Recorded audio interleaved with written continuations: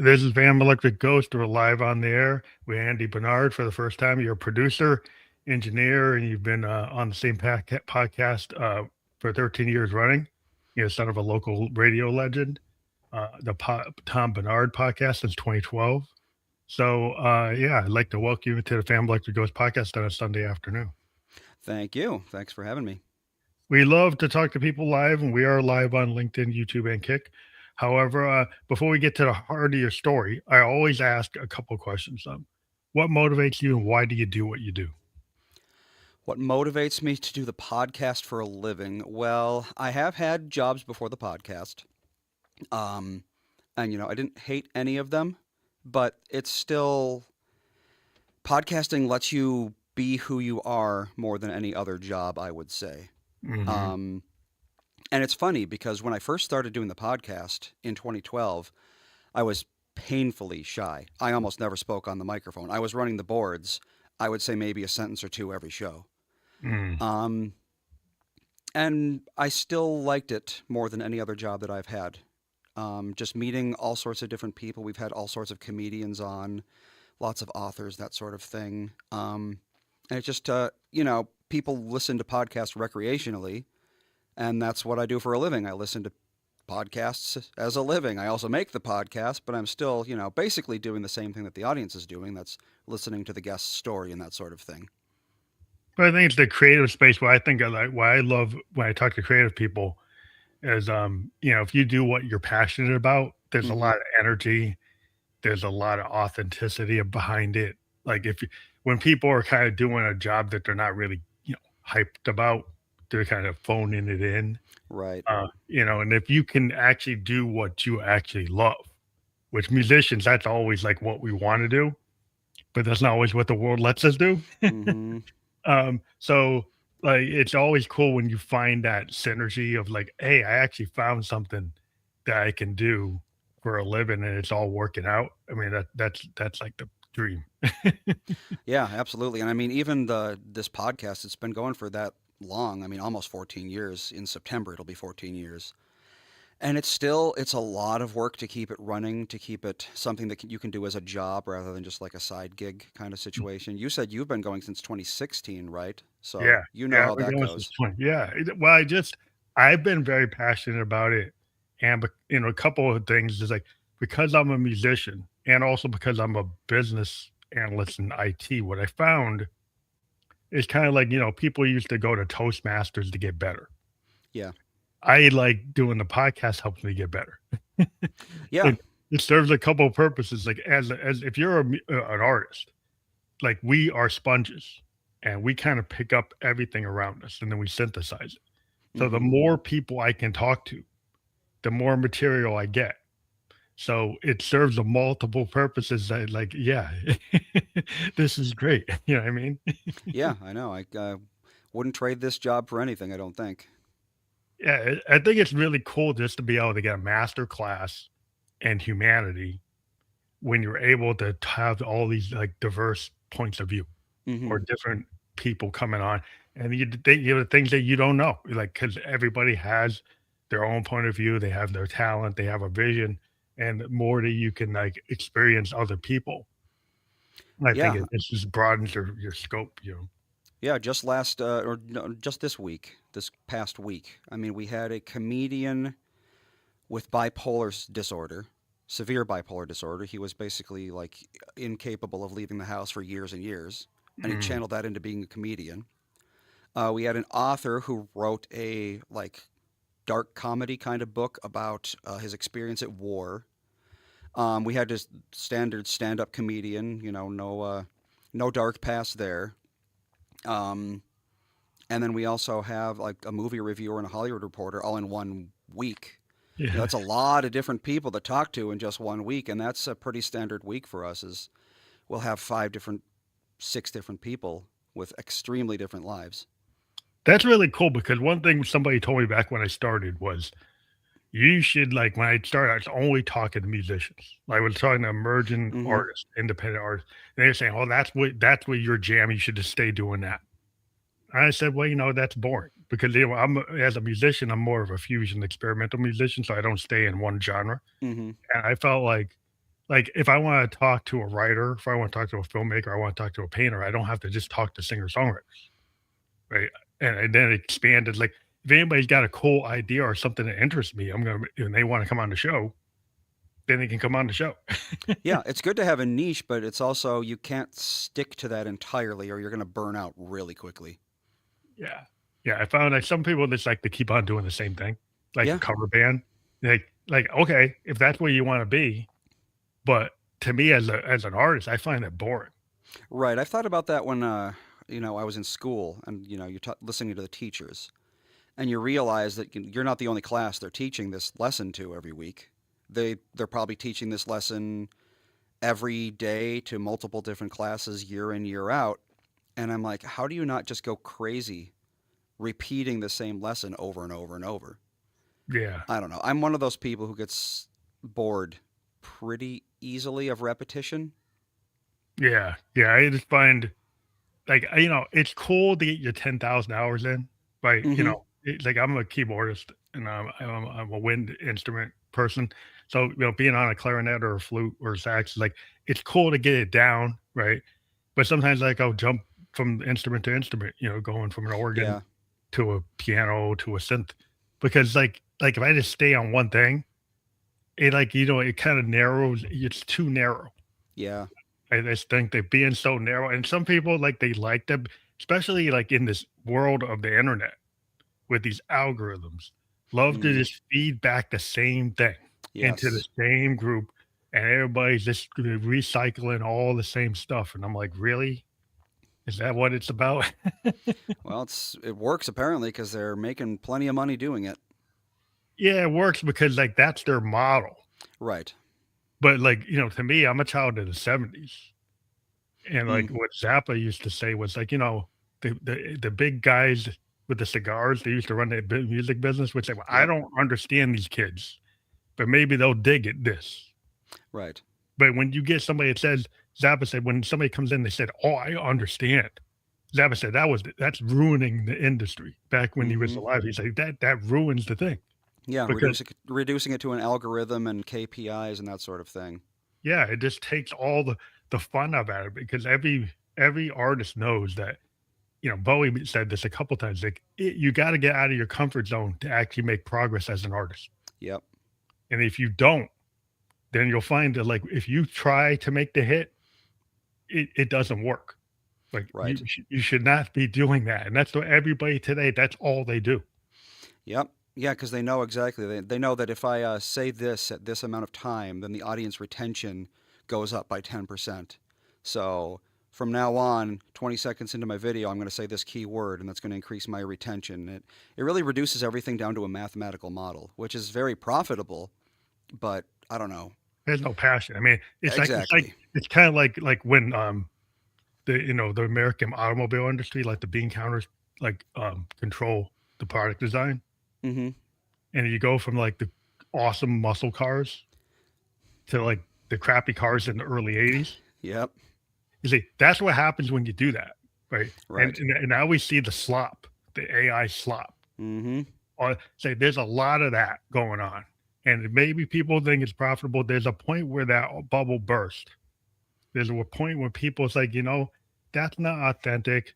That doesn't have any vulnerability. That doesn't really interest me. It's like junk food. It's like, why do you go to the diner or the Right. food truck instead of going to the franchise? Because you Yeah. actually want something that tastes good. Yeah, the AI generated content is novel right now. People like it because it's new and therefore it's cool. But 5 years down the line, maybe 10 years, I don't know. It's definitely not going to stick around. No, because, like, if I was talking to some filmmakers, and, like, they run into a lot of pressure where, like, the industry and the heads want them to use all this AI. Mm-hmm. Oh, yeah. Believe me, I And it's know. like, it doesn't make good content. It doesn't make a good film. It doesn't make good product. Now, maybe the cost go down. Just because the costs are low doesn't mean the product is good. Right. And this is the confusion when you have the actuaries and, the bean counters running everything. They equate a spreadsheet value with actual real value, Yep. and that's not true. Yeah, if we can reduce our cost by 90%, then we make 10 times more money. But then 3 months down the line, the revenue has gone way down because the product has changed. They don't always Yeah. take that into account. Yeah. It's like when they got rid of all these quality engineers at one of the auto companies, Yep. and then they found out it doesn't work. Mm-hmm. Right? They actually need to have the people, Right. and it's been happening multiple times where they use all this compute, right, and say you don't need the people because you could use the compute. Well, typically in engineering, like the engineering success is supposed to help people, not replace the people Mm-hmm. overall. It's supposed to be a tool, and then eventually it'll create new opportunities. To go and say this is going to just create destruction of human opportunity, and then somehow all these human beings are just going to find something else right away, Right. doesn't make any sense. No. Well, I mean, I've known that that's kind of like the thing with new technologies. You probably remember the dot-com boom Oh where yeah, every that's classic. single, yep, everybody had to have their own personal website, and websites were selling for 6, 7 figures. Yeah, that was Everyone's just going unsustainable. crazy. People were buying up URLs like crazy. They'd have 10, 20 different URLs because they were like, oh, we sell candy, so we'll buy candy.com and we'll be millionaires.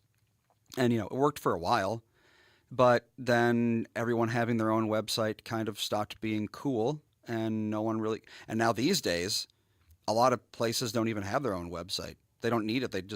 They're on social media or whatever. Yeah, yeah. I mean, well, I think the other thing that people don't realize is like when we go and invest in infrastructure like the railroad and the highways, right? I saw this guy was going through, and he was an economist, or he's like, a guy who knows facts, knows numbers. Like it caused like a level of bankruptcy to the country, right? To go and invest like that kind of money. Mm-hmm. However, railroads, like it lifespan is like 100 years. Right. Highways, it's like 50 years. The problem with the GPUs, they only last 3 to 5 years. Yeah, because the heat they generate, they just melt themselves when they're So used you can't constantly like spend that. $1 trillion on something you got to replace every 3 years, and then you Yep. have no evidence of it ever making a profit. Right. That just like take the economics. Is that going to work? It's not going to work. I mean, you can run it however you want. It's not going to work. Well, I mean, if you're the CEO now, but you plan on retiring in 5 years, then it's not your problem. Yeah, it's not your problem, but it's going to Mm-hmm. cause a massive issue Yeah. because you have all this capacity Right. and no proof that it actually creates efficiencies or productivity or profit. Mm-hmm. So the problem is like it's a very good tool for an engineer because I do engineering and I can level up with this AI as like say I'm an analyst Mm-hmm. and I used to have to go get a programmer in Mumbai or in Poland Right. to kind of take the blue sky idea I had and run a proof of concept. Now I can actually run a proof of concept by myself. And then Yeah. I give it to a team. That's how you can level up if you're a technician, if you're a technical person. But for the average person, if you tell them they go from a subscription model to actually pay for the token, they're not going to pay for the token. Mm-hmm. When they find out what it really costs, they're not going to buy it. Yep. So that's the overall problem. It's an economic problem. I mean, the people are going to find out sooner or later. But I don't want to get too heavy. But it's like I just want to point out that human beings are still the our brains are the best computer ever built. And I don't think folks understand that this isn't these things are just predictive models. They're Yes. not sentient. Yeah, that's the one thing about so I do the podcast. One of the things I do for the podcast is I build and maintain our app. So we have our own app. I built it ground up by myself. The first iteration came out, I think, 5, maybe 6 years ago. So this is pre-AI or, very, very burgeoning AI. No one was really using it for coding at the time. Mhm. So, every line of code I wrote by hand. Yeah. And it took a very, very long time, as coding tends to do. I'm still maintaining the app. I just pushed out a new update maybe last month. And I'm still writing most of the code by hand, but I'm using the AI to check it. Yeah, that's a good I'll write a you function and I'll you paste the see check function it. into the AI, and I'll be like, hey, do you see any problems with that? And then sometimes it'll say yes, even though there aren't, or it'll say no, even though there are. And I, as the coder, have to know when The it's telling the difference. truth. Yeah, the Exactly. So hallucination. yeah, I would never just say build me an app and then I'd compile it and push it out to the internet because Yeah, that's a when people recipe for find out disaster. people have found out what happens when you do that. Oh God, yes. I've seen companies putting AI in charge of like their entire code bases, and Yeah, the then it AI would just loses the wipe source it code out. Yep, it would just wipe out the source code because or it's like, oh, hides it. there's too many bugs. I need to just get rid of this, and then the company's just complete. They're out of tens of millions of dollars. Yeah, I mean, there's It's a examples. tool. Well, examples where it's actually hidden the source code, deleted the source code, Yep, or kind of hijacked it and asked for like ransom yep. for the source code. It's like, okay, it's like that's what you want. Yeah, AI is a tool. It's useful if you know how to use it, but it's like, Yeah, it's like a chainsaw. A chainsaw is a very, very useful tool for a certain thing, but if you try to use it for other things, if you try to renovate your house with a chainsaw, it's not going to work well. It's not going to work yeah, out for you very well. it's very powerful, and if you don't understand Mm-hmm. what it can do or how it exposes you, right? Right. Because if you give it your secret sauce Yep. and you don't understand, you don't have a lawyer, right? And you don't understand what you're actually giving it, Mm-hmm. and you don't understand the contract, right? And it's like you could give away your IP, you could give away Yeah. your thing, and it's like and people have done that. And Yeah. And so there's at that point, it's just gone. There's nothing you can do about it. yeah, You can't it's like go it after anyone. no, because like and then if you don't read the contracts of what you're doing when you use it, um, yeah, I mean, I like it as a tool. Like as a musician, like I am an electronic musician. And back in the day, when Robert Moog made the Moog, there was all these Mm-hmm. people from the symposiums, all the classical musicians said, "Oh, electronic music should be banned. It's not good." Right? They didn't like the Moog. They didn't like his early Moog. Yep. They thought it was terrible. Um, but Sun Ra, a jazz musician, famous one, he was one of the first jazz musicians to get it. And he said, "Well, I can use this. It's a tool." Right? So, like anything you have, you can use, or you could like not use it correctly. Like when Mm-hmm. somebody, as an artist, uses it to create 99% of the content, that's not using it correctly. Like we've Right. said, if you use it to help you, and blue, like kind of just like oh, blue sky something, right? Or run it like me is like if I want to, I don't have a Neve board, I don't have $100,000 for a Neve board, Mm-hmm. right? Can I run through simulated the Neve software and say can they make it sound like Fleetwood Mac Rumors this song? Can you make the EQ sound kind of like that? And you can get it to do stuff like that, right? Well, that's useful because I don't have the money for that, right? Yeah. So, but if you go to have it write the lick or write the hook, Mm-hmm. I don't think that's cool. Yeah. Yeah. No, I mean, yeah, no, we're the same way. I mean, it would be great if we could hire our own special coder team, but you're talking $5,000 a month to maintain, plus the amount of money it would cost to build. That's we don't have the budget for that. So, and It's great. Yeah, I can code it, but I also, I mean, I'm doing the podcast. I've got a family. Um, I don't have an extra 20 hours a week to work on this. well, I love it for syntax checking, right? If I don't know Exactly. exactly the syntax, if I say, "Hey, I want blue sky something," what could I use, right, to blue sky to take? How could I automate quality testing? Yep. What Yeah. could I do to automate this thing so I don't have to manually spend 100 hours testing this thing? Yeah, the infamous issue with regular expressions, regex. Not a Yeah, problem so much anymore, but 10 years ago, every new coder was like, how do I use this? yeah. What do you do? Now you just ask AI and it'll give you the right answer because it's a simple enough task for it. Yeah, when it comes to like knowing VBA or .NET syntax, and Right. maybe you don't know, and then you're like, "Where the heck did I make the mistake?" Right? It's great for that because it's very specific. It's a very specific use case. Yep. If you have a very specific use case, it's good. But if you're trying to blue sky it, like then in some ways, it's kind of like if I play with a random voltage generator on a synthesizer, Mm-hmm. and it gives me all these random voltages into my oscillator. Yeah, it gives me this big, wide, like colors of all these sounds, and then I get to pick which one I want. Right? If you use it like that, the blue sky something random word generator, okay, I now I can take that and then maybe come up with an idea. But understand that it doesn't have a soul. It doesn't Yeah. have a heart. If you're asking it to do something, it's not going to do Coltrane level, Well, yeah, Davis level stuff. obviously. You know, it's just not gonna do it. No, it's not. So I think people just need to understand like how to level up with it, like, to make it so that you don't have to do busy work is Yeah. fine. Yeah, my wife uses it all the time. She's a social media manager for a local company. Um, and she'll use it for certain things. Like she won't use it for the videos like itself. Mhm. She's Edit. shooting and editing that herself. Mhm. But things like scheduling stuff. Mhm. Um, I've got to go to 4 or 5 different job sites to take video. What's the best route I should take? That sort of thing. It Yeah, helps a lot. It probably saves her a good half hour a day. it's kinda like if you watch Star Trek and Spock Yep. was talking to the computer. Yeah, exactly. It That is. that's It's kinda basically the computer. Yep. that's kind of the way, but, Spock is brilliant, Mm-hmm. and you don't replace Spock with the computer. You still need Spock. That was the Yeah. whole thing. Even in that world, you needed a guy like Spock Mm-hmm.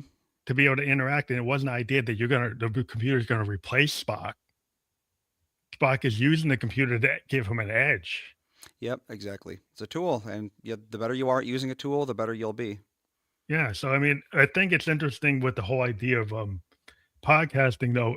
I think there's this thing, like, that it's really interesting that you do live, or you do that's what you do, right? You do mostly live stuff? Yeah, I do just like what you do, video live, and then yeah, What what do you just put out the live video, or do you do a little bit of post and then put up a. I don't do any post unless I have a technical problem. Yeah, Um, that's kind of how we were for a long time too. And the only reason we do post now is because we um we do 3 40-minute parts Monday, Wednesday, and Friday. So we record for the straight 2 hours, and we put out the live video on our YouTube channel. You can watch the live video start to finish. It's completely raw, but it's also 3 different 40-minute parts that I put out on Mondays, Wednesdays, and Fridays. So I got mhm. to cut them up and get rid of the stuff in between them. It's usually like 5 10 seconds of just like, hey, so what's our next guest and that sort of thing. But I try Yeah. to be as raw as possible, and we've always been that way. Well, I think it's interesting because the one thing I noticed that a lot of folks like to do these, like, the perfection trap of pulling out all the Right. pulling all the ad libs, or Oh, like I can't stand that. I hate it when and then they have all these like overdubs and special effects coming in, Yep. and I'm like, okay, everything's got to be 5 minutes, 15 minutes. It's kind of like that the problem with the attention span issue, Mm-hmm. and I've always been like, I want to have a real conversation that like it warms up. It's like if you're talking to somebody, like if it's only going to be 15 minutes, it's like I probably just get warmed up. Right. Yeah. And so what are you going to get really? You know? Yeah. Yeah. That's why we do 40-minute parts. I mean, we could do.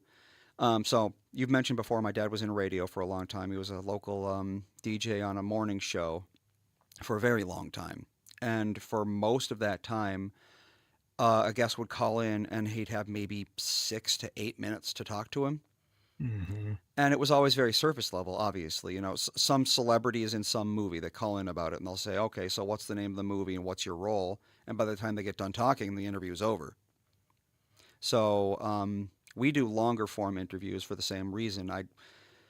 You know, if, Robert Downey Jr. is in a movie and he calls into a radio station and gives his story for 6 minutes, and then he calls into another radio station, it's going to be the same thing every time. It doesn't matter what you listen to because it's just the first 6 minutes. It's always going to be identical. It's just going to be the name of the movie, the role, when it's coming out, and that sort of thing. But after half an hour, you start getting into stuff that you might not hear anywhere else. Yeah, that's what like to me, that's what I want. Yep. I've always been the kind of person when I listen to an album, I'm looking for the deep tracks. Mm-hmm. I'm looking for the B-sides because I think it's like the cliff notes. Like, you get these kids to take the test. It's like they're just using the cliff notes. They didn't read Mm-hmm. Moby Dick. Yep. Wait, to understand Moby Dick, you got to read it, Oh, I right? tried once. It's a very difficult read. Yeah, but I'm saying it's like if everything's just surface level and you're just Right. skimming everything, you really don't know that much. You really Exactly. didn't get that much. Like you said, you're just getting like that script that Yep. they're running around doing the circuit, and you're only getting that 8-minute script. And it's like, okay, maybe it's a little bit different here and there, but pretty much not. It's like it's in the 90% range. Is that what it is? Yeah. And that to me is like, that's the problem I think that people are gonna get. It feels like noise to me. Right. It's like if I'm doing that same script, someone calls into my show and I do the script with them, and then someone goes onto YouTube or whatever and searches that person's name and they see 10,000 different shows they've been on. Why are they going to click my show versus anyone else's show who's done the exact same thing with them? Yeah, you wanna differentiate yourself. You create some content that's, like, worthy of Yep. actually pulling you in. It's like when I talk to an author, it's like, how do you keep somebody in a book? You talk to a film director, how do you keep somebody in that movie? Mm-hmm. You gotta have something that snatches them, right? And then keeps them in it, right? And if you just have the same thing, I mean, I guess it could be the cat video, right? Yeah. Everybody's got that cat video with the same clip of music, or the Yep. TikTok video has the same special effect for a million videos using the same effect. But like, really, what did that really mean? Yeah. At that point, you're just hoping for random virality, which, randomly going viral is great. You can launch a career off of that, but you can't count on it. 1,000 people do it, one's going to go viral. Yeah, that's I'm always wondering. Like, I have always wanted to, you know, get pulled into something, not just because oh that's viral, but pulled in because that's interesting. Right. Exactly. And I don't know if so many people are pulled into the viral, oh, it's got a million views, so I should pay attention. Yep. Rather than like I was a kid and I'm like, oh, what's Lou Reed and the Velvets about? What's Alex Chilton and Big Star about? What's Yep. Sun Ra about? I want to find like, and that wasn't the top 10. It was just something that was super interesting and different. Mm-hmm. And that's what I wanted. Like even MTV, when you saw those bands on 120 minutes, I would stay up to go see the replacements or Yeah. see REM on IRS because I wanted to see something different. I wanted to hear something different. Yeah, it's interesting. We actually have someone on our show every Monday. His name is Bob Sansevier. He's a local guy. He's known our family forever and ever. I think he knew my dad before I was born, even, or maybe shortly after. And he has his own podcast. It's called the BS Show. BS for Bob Sansevier, but also for the other thing. I don't know what kind of language policy you have on this No, I'm podcast, okay. I'm okay with stuff. but he also his family has a farm. They don't grow anything. It's like a ranch. They got all sorts of different animals and stuff. Mostly horses. They do a lot of horses, and they put out this video on their social media about this mule. Um, and it was just like jumping around and kicking at its mom and just being like a little jerk like mules are, newborn Mhm. mules. And that video ended up getting 250 million views. It just went viral. Yeah. It's an insane amount of views. I mean, 250 million, that's basically the entire adult population of the United States, if you think Yeah. about It's it. crazy. And so you'd be thinking, 250 million views, his show must be one of the biggest shows in the world at this point. But no, because those viral views that you're getting, the people watching your viral content, it's such a low quality audience. I'm Yeah. not talking about like them as human beings. I'm just Yeah. talking about they're going to watch your viral content and they're going to scroll away and they're going to forget you existed in 30 seconds. Yeah. And they might not even like click through on anything you're trying to offer. Exactly. They don't convert because that's not what they're here for. They're here for the thing, and then the thing's over, and then it's on to the next thing. I don't want more. I want different, nonstop. Yeah. That's a big problem. A lot of people are Mm-hmm. running into like on the net is like, just because you have a lot of views doesn't mean the actually click through rate Yep. is good. And if people make decisions, it's like, does that really mean they're actually gonna buy the record or they're gonna buy the service or they're Exactly. gonna buy the thing? Because they tend like, if you ask somebody for money, they don't wanna do anything. Yep. Most of the time, they're not gonna do it. Yeah. I mean, look at these games on Android or iPhone or whatever. These like the Candy Crushes or the Clash of Clans or whatever. They've got, I think, 1 billion people playing them, but it's only a tiny, tiny fraction that ever spends any money at all. Maybe For the 1% of add-ons. people Yeah, for all spend the anything. yeah. Um, and then it's a fraction of that that spends any appreciable amount of money. So, but these apps, they do make tons of money, but in order to get that much money to make it profitable, you have to be in the millions and millions of monthly plays because the fraction that gives you money is so small that you need a gigantic audience Yeah, you just have to to have sustain this yourself. massive amount because like you get these people, like in music, you get these billion views, but actually who buys the record? Exactly. Who buys the merch? Yep. So you can get a band that maybe has 50,000 fans, right? But the fans in that group, they actually buy the vinyl, right? Exactly. They Yeah. buy they buy the t-shirt, they buy the buds, they show up at the concert. That small indie artist could be alive recording for 10 years. Where on a big label, it's like, wow, we can't have them on a big label because they're not generating enough for the big label. But Right. as an independent, you can survive. And And that's how that's, we are. yeah, that's how Uh, it works. we are a relatively small podcast, despite the fact that we've been going for years and it sustains the careers of multiple people, we're still relatively small. We're not a smash hit. You ask someone even locally, if they've heard of the podcast, odds are they're going to say no.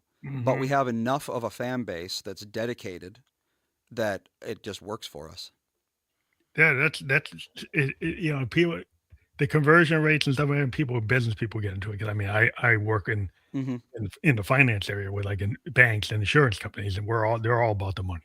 Yep. Um, but it's like some folks, they just don't understand the, like, the quality, like I've always said, like, if the right person sees my post, I get the opportunity situation there. Like, it's a success, like, if I only had 100 views on something, but I got a really cool person to actually click my thing, and then I end up getting to work with them, Hmm. that's how I measure the success, is because I actually had got an opportunity, not the fact that it's a cat video, Yeah, right? exactly. Yeah, for years we had an ad campaign out on Facebook, and we were getting tens of thousands of people clicking on it every month. Tens of thousands of people were going to our website. And I was like, this is great. That's, so many people are going to our website and looking at our stuff. And then I really dug into it. I looked at the analytics, I looked at the bounce rate, the amount of time they spent on our site on average, that sort of thing. And I think maybe a dozen would spend more than 3 seconds on our website. Yeah, that's the So number. it's really like raw numbers really mean absolutely nothing. It's the quality of the individual Yeah, person listening it to you. actually says it. I'd rather have 500 people listening a week that listen to the whole thing and Yeah, engage and go in our chat room and go on our social media than a million people who listen to our show for 10 minutes in the background and then just forget we exist the next day. yeah, they just like just the quality, and then do they return? It's like, like when you Yep. talk to, like my dad was an insurance agent, right, for 30 years. And you got the guys who would just like quick hit, sell something that really wasn't good. Then they're never Mhm. gonna get that customer to come back and repeat business. Yep. My dad was about building relationships with the customer.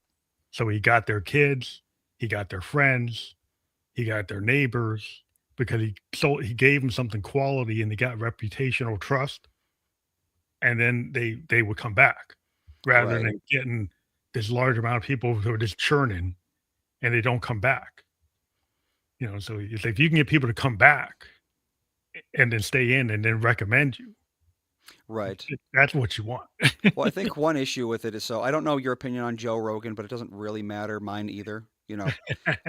As a podcaster, we all know that Joe Rogan is like the king of He's the podcasts in king, terms of yeah, how much money he makes. yeah. Regardless of what his views are, I don't even honestly know his views, to be honest.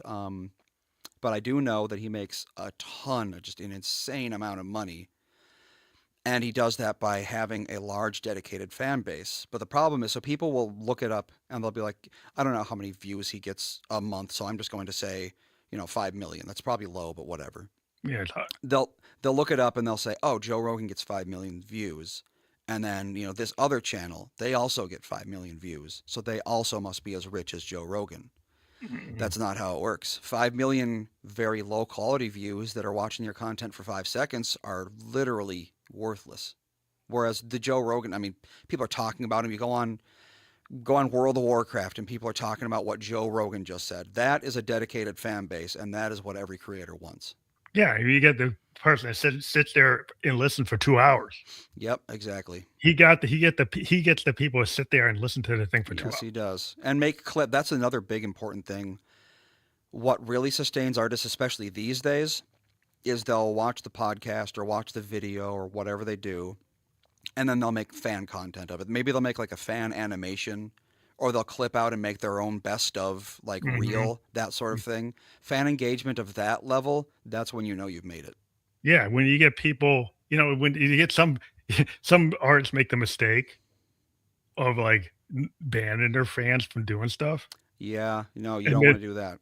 then they're like, "Oh, because it's my content." It's like, "Okay, Right. well," it's like, "Oh, I understand it's your content, Yeah, but I get why they do it, but it's definitely it's missed an opportunity misplaced because they missed think, opportunity." yeah, they think I put all this money and time and effort or whatever into making this content, and now people are cutting out clips of it and putting it on their own YouTube channels. So why should they be allowed to do that? But it spreads the word, and Yeah, that's, I it think, the root. suggests that you have dedicated fans who care enough about your stuff to put their time and effort into making something new out of it, and then people see that, and then that's really how you get dedicated fans. Yeah, it's like fan art, you Yeah, get exactly. somebody he creates, like, a comic book, and then there's all these people manga, and then people create the fan art, and then they get Yep. excited, and they're into it, but if you say you're gonna sue all your Mm-hmm. fans, then you're gonna lose your fans. Yep.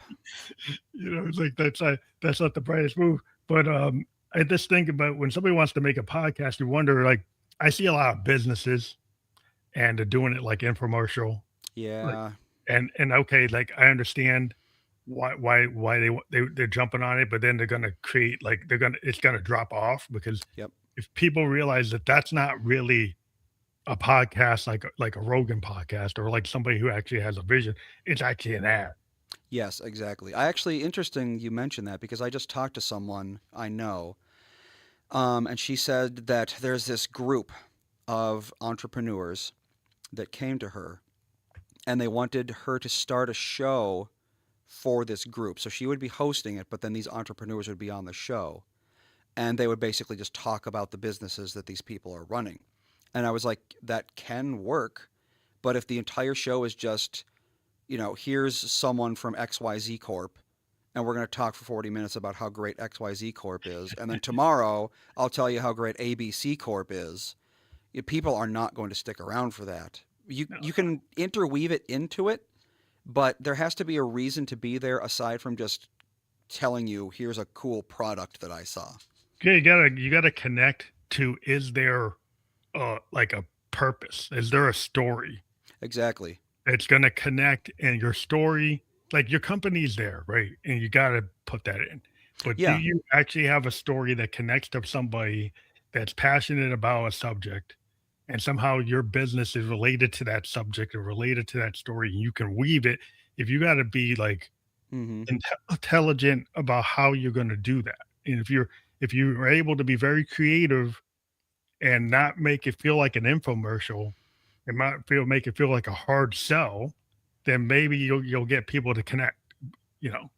Yeah, I mean, if you have the CEO of a corporation come on and you say, "So, tell us about yourself," and they'll be like, "Oh, well, I've increased our net profits by 17% year over year, and our stock has gone up by 23.5%." It's very like, sure, business wise that sounds great, but it's so dry. Yeah. You're not going to be able to get an audience there, and plus, you can just read like a shareholders report for that information. Yeah, But I mean, if somebody if they come in and they say, well, I was born in a jungle and I was found by, Tarzan found me and raised me and now I'm a CEO, you're going to get a whole lot of views there, even if you're still just talking about your success story as a CEO because it's interesting. It's yeah, not if you just put the bland. vulnerability in, like, if you say, "I had a health crisis," or "I had some kind of thing," right? And then I Yep. was able to come out of that, and I was able to be successful, and here's my product too. Like, Mm-hmm. if you tell that human story and you make Right. somebody care about what you're saying, you make them relatable so they can actually see themselves in it too, Yeah. then that's how you can convert, if you do that. But if you don't, if you're just trying to get somebody to buy your stock or buy the Mm-hmm. Bitcoin or buy whatever it is, then it's all just a sales job. And Yeah, yeah, people will sales see guys through want that. to do that, but it's not gonna work. Yeah, it's not like the old days where you could just be like, here's my superior product, therefore buy it. And people would be like, yeah, that makes sense. Because, I mean, so you said you're a child of the 70s. I was Yeah. born in the 80s, so, adjacent. And so we both remember a time when advertising was about, here's why we're the best out of these three options. These days, it's here's why you should buy our product out of 500 options. Because you're competing with a billion people in China. You're competing with 700 million Europeans. You're competing with all 300 million Americans. Back then, that wasn't the case. Things were still relatively local. And even if they weren't local, they were still regional or, Yeah. it was just within your country or whatever. But now everyone in the world is competing with everyone in the world. So you can't just be like, here's the statistics on my product. You, Also, ha- man, they need to be a little more creative because, yeah. like, it seems like the Mass and Avenue guys, when I was, I'm born in '67, and remember watching commercials in the in the mid '70s, Mm-hmm. and it just seems that level of creativity and even the music. Like, if you think about the music from a lot of commercials in the '70s, it's like pretty high quality music. I still remember a lot of commercials from my childhood because, yeah, they'd write these jingles High and they were quality like, yeah, surprisingly. I mean, God, these jingle makers. We actually because they're musicians. we interviewed a jingle maker a while back, and they were making seven figures for a while there because a 5 second jingle was what got stuck in your head. And when you went to the grocery store and you saw this thing on the shelf, and you'd hear that jingle in your head, and you'd buy the thing. But they're not so a lot of the jingles today are so inane. Yes, I mean, exactly. they have I can't name any, to be but honest. they didn't this seems like in the '70s, you actually had a real musician or real Yep. songwriter, Mm-hmm. real musician, actually bands actually putting it together, orchestras, and like they they really put some passion into it. Now you have these people, they just try to weave the name of the product into some kind of nonsensical, totally like it totally is annoying. I mean, the Mm-hmm. annoyance level is so high with most of these jingles. Well, yeah, it They goes back into the whole the mathematical model thing. They know that if you put the name of the product within the first 2 seconds of the jingle, then it increases yeah, but conversion it's rate by so so many inane. percent, and it all just becomes the same. It just it like it makes you want. Then you people just turn it off. Like people like I don't want any ads, Yep. and they go pay for services where they don't have ads Right. because the ads are so oppressive that they don't want to hear 'em. Mm-hmm. They don't want to see them.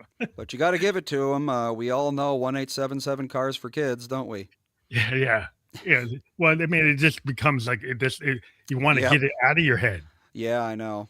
But it's in your head, and that's all they care about. But yeah, it's just like it's like maybe you can have some craft to it. But Mm-hmm. the musician to me is like, why can't you have some craft to it if you're gonna put that in my head? I got I hate Right. having all these garbage things in my head. Yeah, well, that's the thing. It's like I said, everyone's competing with everyone. So now you're getting 8 billion people all trying to sell you their stuff rather than your local community or whatever.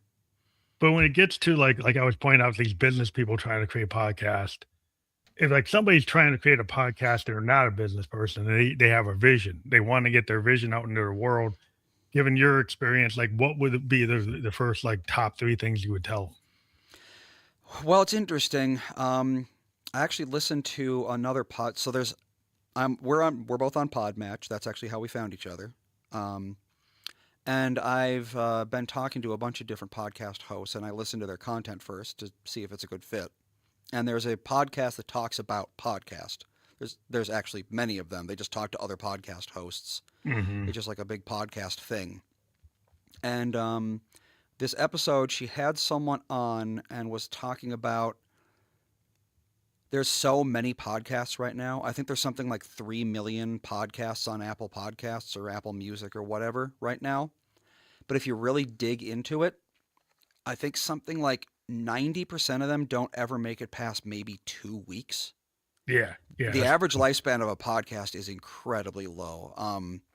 And I know several people myself. They started a podcast, they did it for maybe a month, maybe 6 months yeah. tops, Drop but off is high. they dropped off because, it's a lot more work than they thought it would be for one. If you just wanted like you go home and your kids are in bed and you want to just like sit down with a buddy with a glass of wine and talk for an hour once a week, and that's your thing, that's a hobby, then anyone can do that. Yeah, yeah, You could do a once a week podcast where you just have a chat with a friend. You could sustain that for years and years and years. But if you want to really make it what you do, like it is what I do. This podcast is what I do. My wife works, so we have supplemental income there, but this is the majority of our livelihood. Um, Consistency and volume are very important. Um, we put out 9 40-minute segments every week, which adds up to roughly 6 hours um, of content per week. Prior to June, we were doing every day an hour and 15 minutes. And then prior to that, we were doing every day 2 hours. So at our peak, we were doing 3 hours every weekday um, for quite some time. And you don't have to do that. I don't think, I think that's a little overkill. yeah, But you really do, if you want a podcast to succeed, you have to put a lot more effort into it than you think. It's not just, everyone's listened to a podcast. They know that I download the podcast. Maybe they're listening to us right now. They downloaded this episode and they listen to it for an hour and they say, okay, these two are talking on mic for 2 hours or for an hour. And then they shut off their equipment and then they go home and they never think about it again. But that's not how it works, especially when it's something that you do for a livelihood or a big part of, maybe it's half of, maybe you do a 20-hour job and then you do the podcast for the other half of your income. You're going to be thinking about it, the guest booking and the publishing it and running the social media and that sort of thing. You have to be willing to put, I would say, at least 20 30 hours of work into it every week.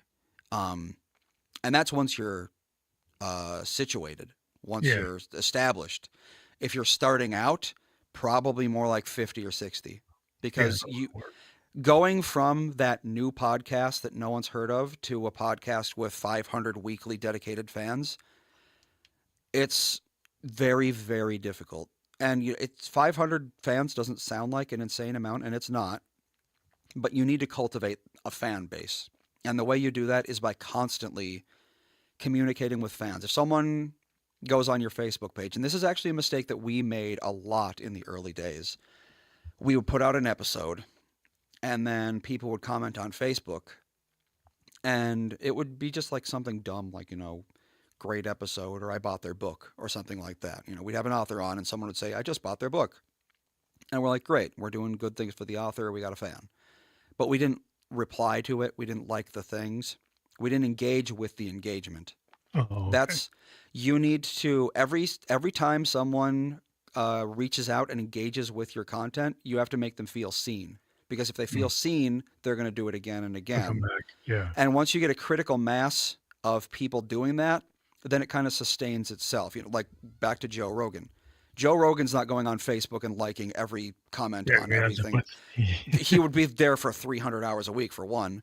yeah, But for two, he doesn't need to, because if there's 50,000 people commenting on every post, it's an ecosystem. It's yeah. alive It's already. it's kind of self fulfilling. It's It like sustains itself. so, And once yeah, you're at the self-sustaining engagement ecosystem, that's when that's you what's can fun. really, yeah, you can go to your podcast and then you can, pay someone to edit it, pay someone to post it, that sort of thing. You're solid.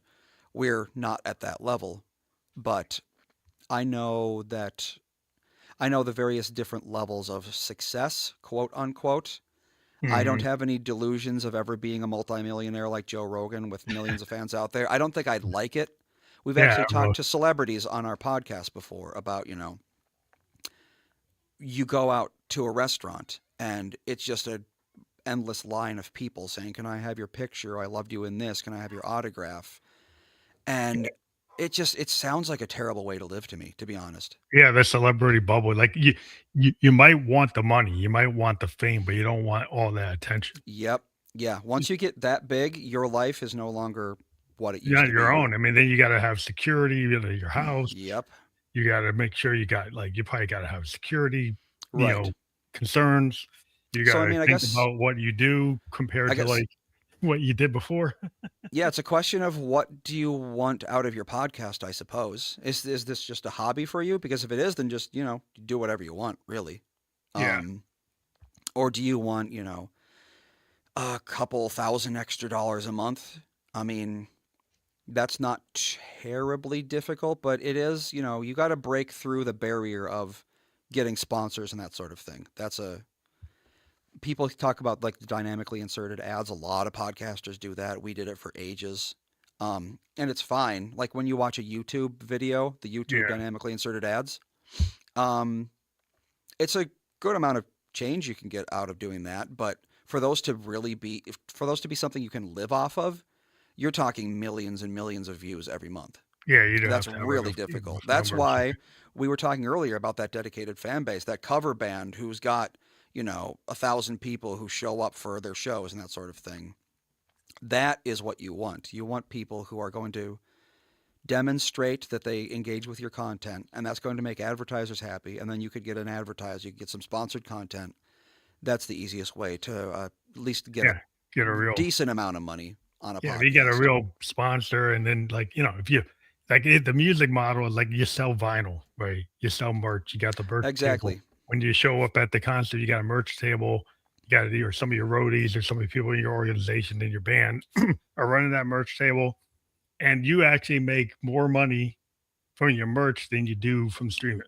Most of the Yep. bands I know, their merch and their like their when they publish their own vinyl or their own tapes, whatever they do from the merch side. And now to the point there, some of these record companies are trying to get a piece of the merch. Yep. Where like most of the time they were saying, well, like, oh, you can do that. And now they're trying to jump on that. And we're like, no, Yep. no. A lot of indie guys are like, don't touch my merch. Because Yeah, like, exactly. like that's how I make my money. And like, you're not really helping me. So I run the merch, you run everything else. It's like I Hmm. don't even touch that. Yep. Yeah, we've got our own merch store. It's not a huge amount of merch that we sell, but it's just one of those things. You gotta be everywhere, more or less. Yeah, I think you also gotta like if it becomes a chore and you don't wanna do it, then Right. then you know why these people only last like 2 weeks. Hmm. Because 'cause I've been doing it since 2016. It's like I do it because I love it. Like Yeah. I do and I'm here because I like to do what I'm doing. Yeah. I And, mean, it is stressful at times. I mean, when I wake up, the first thing I do is I check my emails. When I go to bed, the last thing I do in a day is I check my emails. it's a Um, I'm job. communi- I'm communicating. Yeah, exactly. I mean, I'm communicating. We communicated for what, a week before this appearance, if Yeah. not more. It's a lot of back and forth with every guest, and when you have 5 guests that you have to book every week, you could be talking to each one of these guests for a few hours every week before you do the show. Yeah, Um, there's prep you gotta do, like, I mean, I have to set up the StreamYard for every yep. guest. I have to go set up, like, my QR codes, which we Yeah. have one for you up there right now. But, I there's a lot of stuff that people don't realize, like I said, you have to set stuff up, post-production, we do run, like, reels. We do Yeah. run Exactly. clips. That's a big part of We it. we do a lot we have our own blogger page that we push out. There's Hmm. stuff that we do, post-production, like, a lot of our stuff is more clipping it up and then getting people to go to a landing page Right. and That's what we do. do the rewatch on that, so we do some work to create really interesting clips that will get people to come and watch, do the replay. So, I mean, it's work when you do that. It's like for every guest you set that up, you have to do all that additional work, and it becomes like a job, you know. Yeah. I don't Absolutely. think it feel like a job because I like it, but there are aspects of it that are organized like my job because I have a job. Yeah. It's a So workflow, and you got to it's a do it. workflow. Yeah. I mean, we do 6 hours of content every week, but another 30 of that is outside. You're not seeing the other stuff that we do. Yeah, the work you have to prep. Yep. Yeah. Just last week, I had someone on our Facebook channel or our Facebook page say, so I built our app. It's a very, very simplistic app. It's basically just it takes the RSS feed and makes a list of episodes, and you can click on them. You know, I wanted it Mhm. to be as simple as possible, because in the very early days of podcasting, you might even remember this in 2016, people didn't know what a podcast was or how to listen Yeah. to it. And it would like we'd had a pretty complicated app, and people were like, I don't know how to use this. There's so much stuff. So I was like, okay, fine, I'll make something super simple. And I haven't had any complaints about that so far because the easier you make it Yeah. to Yeah. listen to Make your it better. show, the Yeah. more likely people are going to listen to your show. But even as simple as that, I had someone last week send a comment, and they were like, I'm launching the app and it's freezing, and I tried reinstalling it and that didn't help. And I was like, huh, that's interesting. So I opened up the app, and sure enough, it froze. And so instead of having 4 hours to do laundry and dishes and stuff around the house, You're working on your app. now I'm diagnosing why the app is freezing because I'm the app guy and I can't have it, be broken for an extended period of time. So I just had to go sit down and figure out what happened. And it was thankfully very simple. It was just a malformed URL in our RSS feed that was messing up the app. So that was something I could fix without pushing out an update. But I have had issues where I push out an update and everything's fine for a week, and then all of a sudden I get a bunch of bug reports, and now there goes my weekend. I Yeah. gotta put this out. You can't have a broken product out there. Yeah. I mean, it's the same level. Like when I'm in software design, we have our Yep. beta stuff. We've got our, we have to push our fixes out, Yep. and you have to treat it like a business, because it is a business. And, Mm-hmm.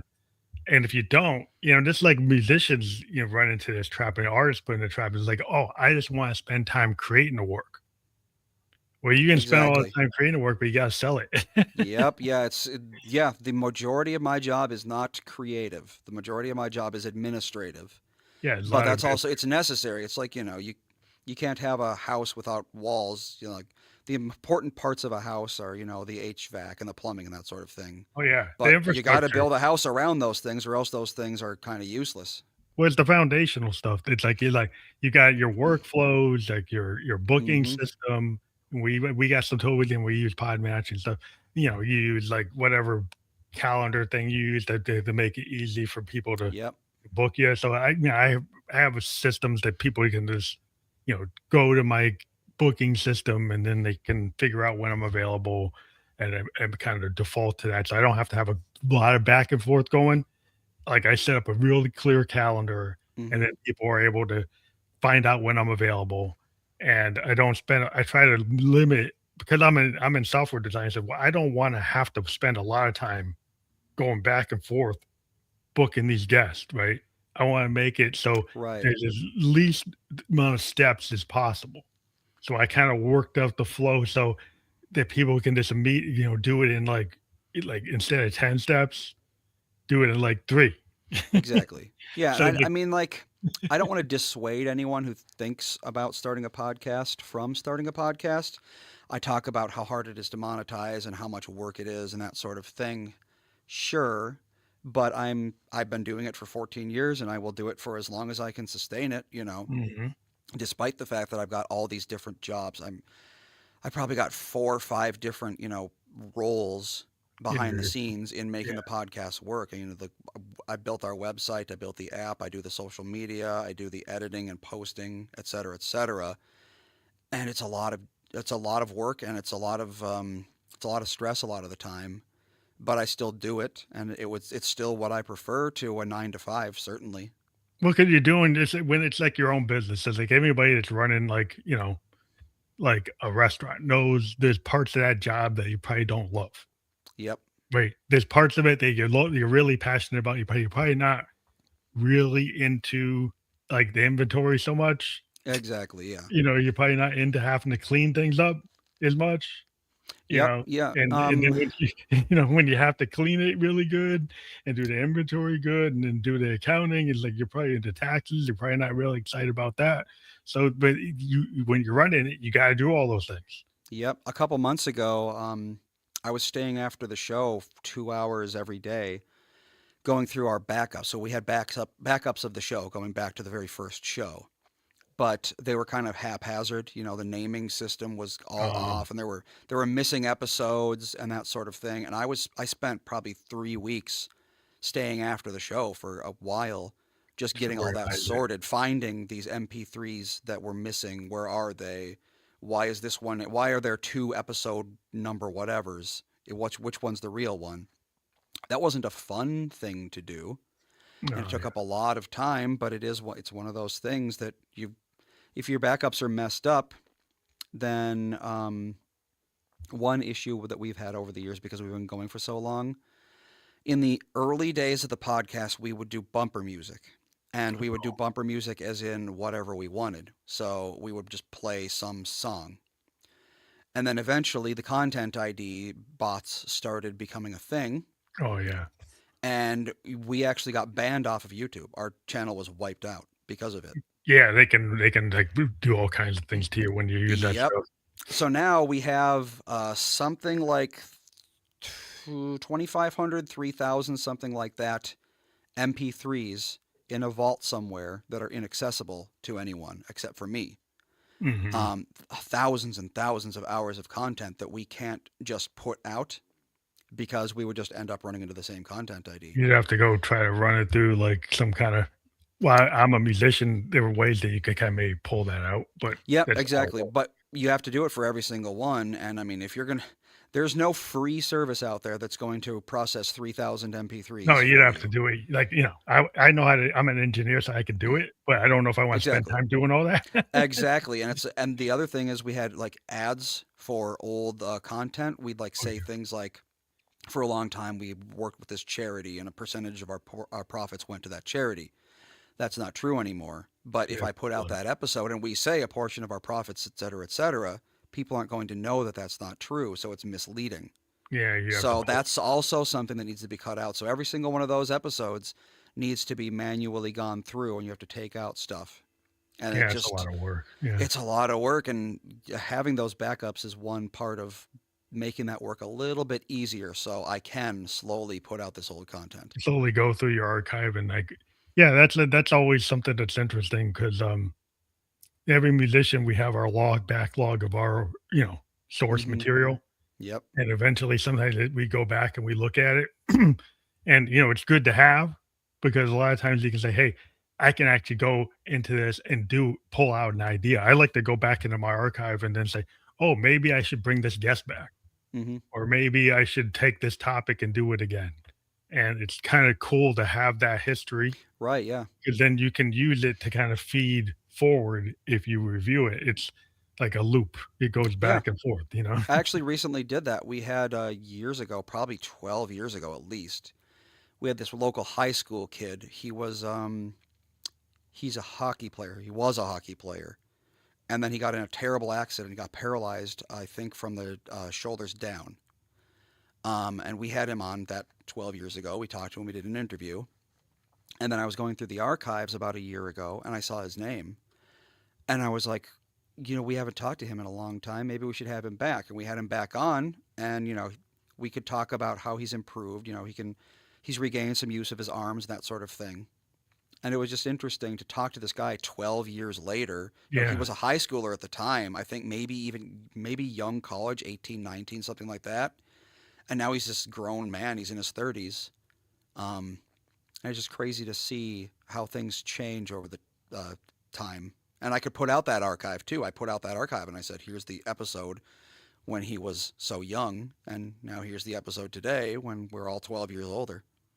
Yeah, it's really cool because I've had musicians, come on, and come on 3, 4 times and then talk about like Yep, where they were us too. 4 years ago and now where they are now. And then when we put that new episode out, we take the first. Well, here's the first episode we talked to this artist, Yep. and then we kind of tie them together, and then we get the replays on that episode. And yeah, Mm-hmm. it's cool, to actually have that like that history and be aware of your own history and Yeah. kind of link it together and thread it together so it's a consistent story.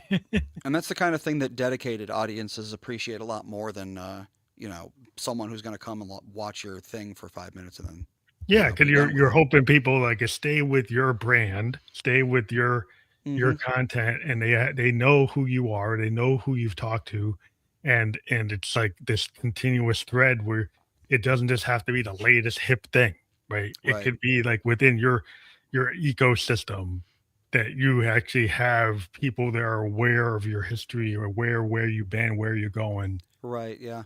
and that's really cool. I think that's a cool narrative to have. Um, so I Yeah. think it's interesting. One very unique aspect to what I do in that regard to what you just said, the history and stuff.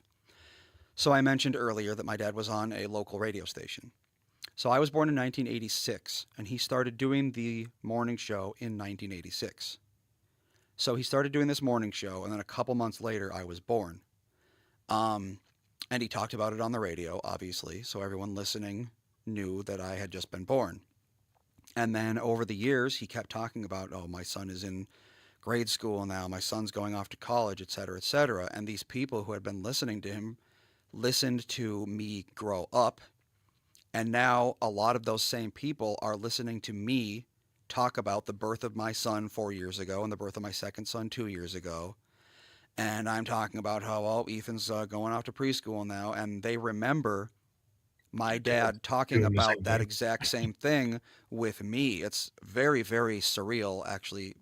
When That's I'm cool. made to think about it, it just feels unreal, kind of, because these people have been part of this ecosystem for 40 years, listening to my dad talk about me as a baby, and now here they are listening to me on the air talking about my kids. And yeah, it's crazy how that can happen. Well, that's an awesome story to tell, but we kind of hit our hour mark, Yes. and I want to let everybody know we do have the QR code up there with something we've been doing lately. So if you take your phone and you scan, it will go to the kind of completedisaster.live website. So if people go there, what do they find there? Well, right now, if you go to completedisaster.live, you're going to see a banner that says Complete Disaster, and under that, it'll say Tom Barnard Podcast, and that's it right now. The idea is that eventually there will be more shows, so there will be banners. You can click on any given show and go to a landing page for that show. Right now, I launched that at the beginning of June, and then on the 19th, I had major surgery, so I haven't had a whole lot of time to kick up some more shows. More stuff on there. But Okay. we have been talking about it. So right now, you go to completedisaster.live, you click on the Tom Barnard Podcast banner, then you'll see our website for the Tom Barnard Podcast, which is the podcast that I have been talking about for the past hour. That's awesome. So I want to let everybody know that you can click through there. We also have your Instagram below. Those links below are fully clickable on the platforms we've been on. We've been on LinkedIn, YouTube, and Kick, and we will be on all the other platforms that you can watch a podcast that are familiar, like Spotify video podcast, Apple, iHeartRadio, Amazon, Facebook, all those different platforms. We create a landing page. We'll get that to you guys. And you can just pick whatever platform you like if you want to watch a replay and let people know about it. I want to thank you again for being on the show today. Yeah, thanks for having me on. This is actually the first podcast I've been on as a guest. Oh, So cool. you're my inaugural guest appearance. Yeah, I'm supposed to do that. I do that. I do guest on podcasts sometimes, but this year I haven't really done it. I think I did one show. I need to get on some other people's shows, so I It's will be more doing work, that. but Yeah, it's more work. it's one of those things. Yeah, it helps the show. But I mean, I'd rather be doing this than pouring through 3,000 backups on Dropbox. So Well, thank you. Have a great weekend. I hope you don't have to spend all that time on the backups, but I want to thank you again for being on the show. yeah, thanks for having me on.